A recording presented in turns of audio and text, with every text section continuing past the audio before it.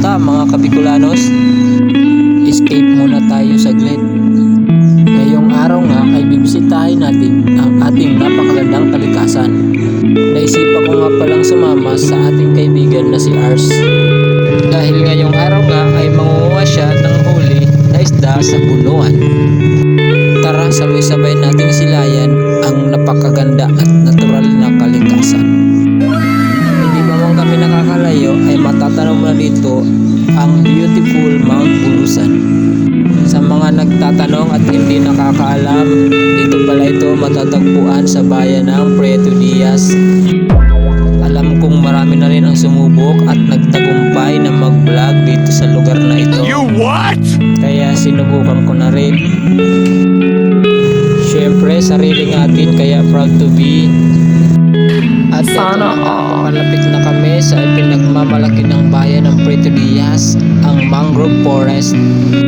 Talaga namang ang sarap mamangka dahil sa nakakamanghang lugar na ito. Subukan yung panoorin ang video ko, siguradong mag-i-enjoy kayo.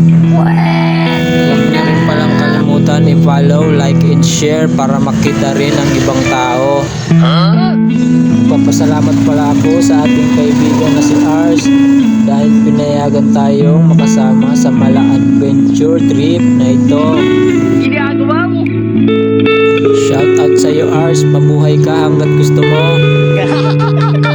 Paalala lang po pala, hindi po tayo professional videographer. Sumusubok lang tayo, baka malay nyo balang araw maging magaling. Subok lang tayo kahit trying hard.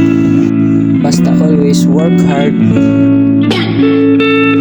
Sigurado magiging pabigat.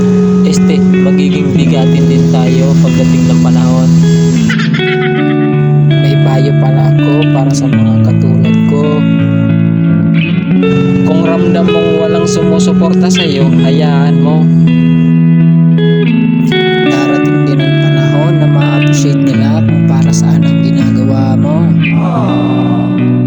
Ilapag mo lang ang pangalan mo sa comment section. Sigurado maraming susuporta sa iyo. Ang galing! Ang galing! Basta tatagan mo lang ang sarili mo. Gawin natin silang inspirasyon. Huwag kayo iiyak! Sigurado sabay-sabay tayong aangat pagdating ng panahon.